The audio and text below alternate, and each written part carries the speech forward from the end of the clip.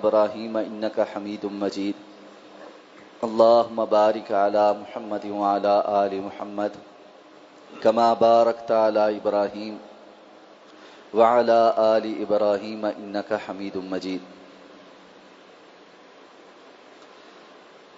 اللہ رب العزت کا بے پناہ فضل و احسان ہے کہ اس نے اپنے بندوں پر فضل فرماتے ہوئے، رحمت فرماتے ہوئے بارش نازل فرمائی، اور موسم جو بڑی شدت والا تھا اور جس کی وجہ سے تمام تر مخلوقات پریشان تھیں، اللہ کے بندے اور بندیاں ہاتھ اٹھا کر اللہ سے دعائیں مانگ رہے تھے۔ اللہ نے اپنے بندوں پر رحم فرماتے ہوئے بارش نازل فرمائی۔ اللہ تعالی اپنی رحمتیں ہمیشہ نازل فرماتا رہے اور ان رحمتوں کو انسانوں کے اعمال کی وجہ سے عذاب کے اندر تبدیل نہ فرمائے۔ اللہ تعالیٰ کو یہ بات بہت پسند ہے کہ جب اس کے بندوں کو کوئی نعمت میسر آئے تو وہ اس کا احساس کرتے ہوئے اللہ کا شکر ادا کرے۔ رسول اللہ صلی اللہ علیہ وسلم فرمایا اللہ تعالیٰ اس بندے سے بڑا راضی ہوتے ہیں جو کچھ کھاتا ہے تو اللہ کی تعریف بیان کرتا ہے، اللہ کا شکر بجا لاتا ہے، الحمدللہ کہتا ہے، کچھ پیتا ہے تو اس نعمت کا احساس کر کے الحمدللہ کہتا ہے۔ تو جس طرح ہم گرمی سے پریشان تھے، ایک دوسرے کو کہہ رہے تھے اور اللہ سے دعائیں کر رہے تھے، اب یہ شکر بجا لانے کا موقع ہے اور اس کے اظہار کا موقع ہے کہ اللہ تعالیٰ نے رحمت نازل فرمائی ہے اور اس کے لیے ہم اللہ رب العزت کے شکر گزار ہیں۔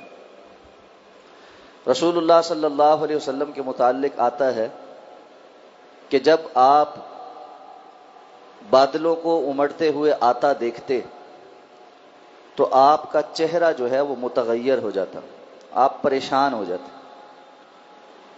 اور عموماً آپ کا طرز عمل یہ ہوتا کہ آپ نفل ادا کر کے اللہ سے استغفار کرتے، دعا مانگتے، اور اس کی وجہ یہ ہے کہ قرآن مجید میں اللہ تعالیٰ نے ارشاد فرمایا فَلَمَّا رَأَوْهُ عَارِضًا مُسْتَقْبِلَ أَوْدِيَتِهِمْ قَالُوا هَذَا عَارِضٌ مُمْطِرُنَا بَلْ هُوَ مَا اسْتَعْجَلْتُمْ بِهِ رِيحٌ فِيهَا عَذَابٌ أَلِيمٌ تُدَمِّرُ كُلَّ شَيْءٍ بِأَمْرِ رَبِّهَا فَأَصْبَحُوا لَا يُرَى إِلَّا مَسَاكِنُهُمْ۔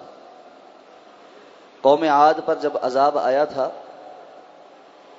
تو انہوں نے جب بادلوں کو آتے ہوئے دیکھا تو بڑے خوش ہوئے کہ یہ بدلیاں آئی ہیں، اب ہم پر بارش نازل ہوگی۔ اللہ نے فرمایا وہ ایسے بادل تھے جس میں بڑا دردناک عذاب تھا، ایک تیز آندھی اور ایسی موسلادھار بارش اور آندھی کا طوفان جس کی وجہ سے ان کی بستی بکھری پڑی تھی، اجڑی پڑی تھی، اور اس کے سوا اگلے دن اجڑے مکانوں کے علاوہ کچھ نظر نہیں آتا تھا۔ یہی وجہ ہے اللہ کے رسول صلی اللہ علیہ وسلم جب کبھی بھی یہ منظر دیکھتے تو اللہ سے پناہ طلب کرتے کہ یا اللہ یہ رحمت کی بارش ہو، عذاب کی نہ ہو۔ محکمہ موسمیات بہت ساری وارننگز ایشو کر چکا ہے اس دفعہ کہ ہمارے ہاں موسمیاتی تغیر اور فلاں فلاں بہت ساری ٹرمنالوجیز ہیں جن کا استعمال کیا جاتا ہے کہ جی ان کی وجہ سے بہت زیادہ عجیب قسم کے موسمی احوال ہو گئے اور نتیجتاً جو بارشیں ہیں وہ تباہ کن ہوں گی۔ گزشتہ سال بھی سیلاب آئے تھے، اس دفعہ بھی وہ وارننگ جاری کر رہے، خاص طور پہ یہ آنے والے جو 2-3 دن ہیں اس کے لیے بالائی جو علاقے ہیں پاکستان کے، کالام، سوات، بحرین، اسی طرح کشمیر کے بہت سارے علاقوں کے متعلق وادی نیلم سے آن ورڈ سارا جو علاقہ ہے، ان سارے علاقوں کے لیے بڑی وارننگز جاری کی گئی ہیں کہ یہاں شدت کی بارشیں ہوں گی۔ تو ضرورت یہ ہے کہ ہم اللہ کی طرف رجوع کریں۔ کلائمیٹ چینجز اور اس سے متعلقہ چیزیں حقیقت ہیں لیکن اللہ رب العزت کے ہاتھ میں، اور یہ ساری تدبیریں دھری کی دھری رہ جاتی ہیں اور اللہ کا فیصلہ غالب ہو جاتا ہے. اس لیے انسان کو مطلقاً صرف ان اسباب اور ان کے کاز اینڈ افیکٹ کے پیچھے نہیں پڑے رہنا چاہیے، بلکہ اصل جو کاز ہے اور اصل جو امپیکٹ اور افیکٹ جہاں سے پڑتا ہے اس ذات کی طرف رجوع کرنا چاہیے. جب وہاں سے فیصلے آ جاتے ہیں پھر کوئی ان کو موڑنے والا نہیں ہوتا. اللہم لا مانع لما اعطیت ولا معطی لما منعت. یا اللہ جو آپ عطا فرمائیں اس کو کوئی روکنے والا نہیں، اور جس چیز کو آپ روک دیں اس کو کوئی دینے والا نہیں. یہ ہمارا ایمان ہے. اس لیے اس جانب خصوصی توجہ کرنی چاہیے کہ کیا وجہ ہو گئی کہ رحمتیں زحمتیں بن گئی. وہ چیز جو رحمت کے حصول کا ذریعہ ہونا چاہیے وہ عذاب کی صورت اختیار کر لیتی. ابھی گزشتہ دنوں میں جنوبی پنجاب اور اس کے اطراف میں کھڑی فصلوں پر جو بارشیں ہوئی ہیں اور جس سائز کے اولے گرے ہیں ہمارے لیے آنکھیں کھولنے کے لیے کافی.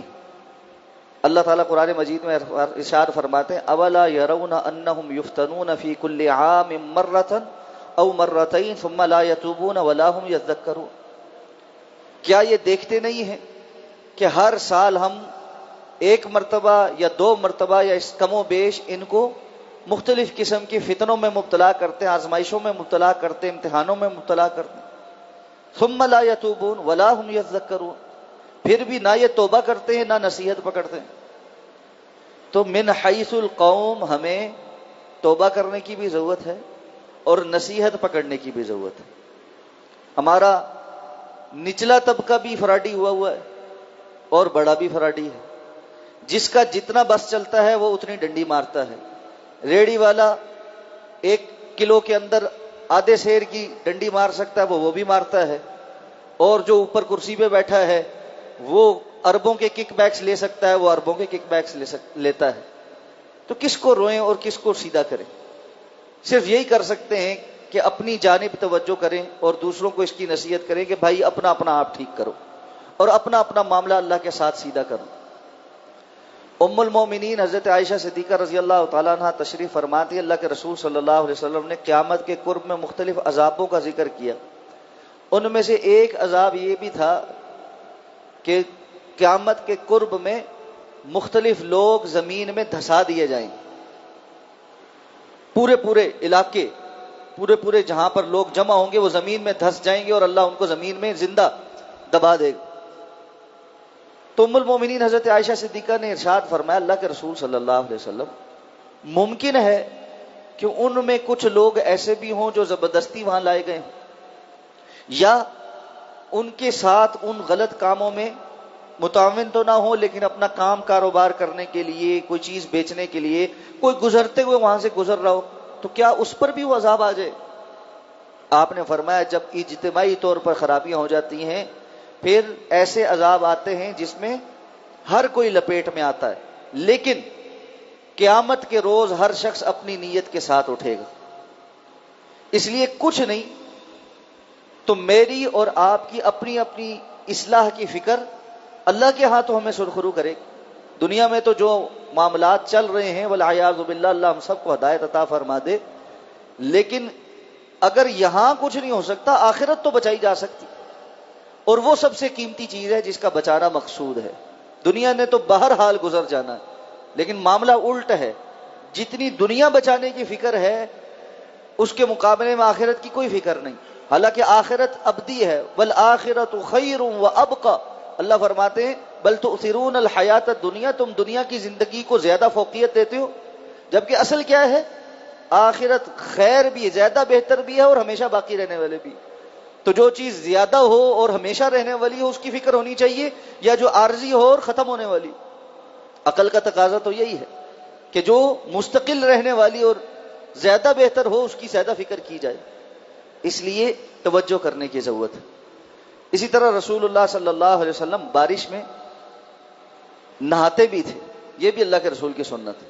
سردیوں کی بارش میں انسان کو ٹھنڈ لگتی ہے، نہانا مشکل ہوتا ہے. گرمیوں کی بارشیں اس حوالے سے ایک بلیسنگ ہوتی، تو اگر بارش ہو نا تو اس میں نہائیں.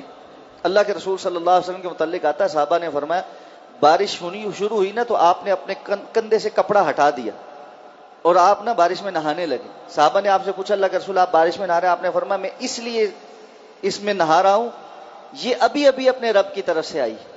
یعنی اللہ کا اس کے ساتھ جو اللہ کی نسبت ہے نا وہ آسمان کی طرف سے آنے کی وجہ سے اللہ کے قرب کی زیادہ ہے.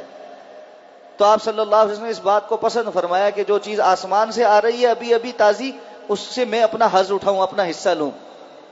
اور اسی طرح حدیث میں آتا ہے کہ بارش کا جو وقت ہے یہ دعا کی قبولیت کا بھی وقت ہے. تو بارش میں جب بارش ہو رہی ہو، خواہ آپ غسل کر رہے ہیں یا سائڈ پہ کھڑے، آپ دعا مانگیں، یہ دعا کرنے کا وقت ہے. اور اپنے لیے، اپنے گھر والوں کے لیے، اولاد کے لیے، والدین کے لیے، بہن بھائیوں کے لیے، اعزاء اقرباء کے لیے، دوست احباب کے لیے، امت کے لیے، قوم کے لیے، سب وہ دعائیں جو ہمارے دلوں کے اندر مچلتی رہتی اور ہم ایک دوسرے کو کہتے رہتے ہیں جی دعا کرنا ہو، جی دعا کرنا. صحیح ہے، ایک دوسرے کو کہا جا سکتا ہے، لیکن ان مواقع کا فائدہ اٹھا کر اپنے لیے وہ دعائیں مانگ اور اخلاص کے ساتھ، توجہ کے ساتھ.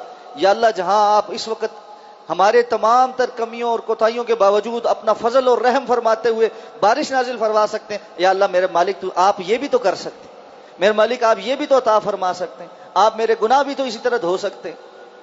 تو یہ تصور سامنے رکھ کر اللہ کے سامنے التجائیں کرنا، تو یہ بھی بارش کے موسم میں ایک سنت ہے جس کو زندہ کرنا چاہیے. اللہ رب العزت ہمیں سمجھ کر عمل کرنے کی توفیق عطا فرمائے. سبحانک اللہم و بحمدک، نشہد ان لا الہ الا انت، نستغفرک و نتوب الیک.